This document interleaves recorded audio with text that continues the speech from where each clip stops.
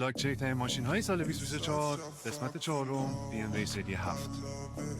BMW سری 7 یک سوپر لاکچری کامل که ترکیب از عملکرد بالا، راحت و ناورن است.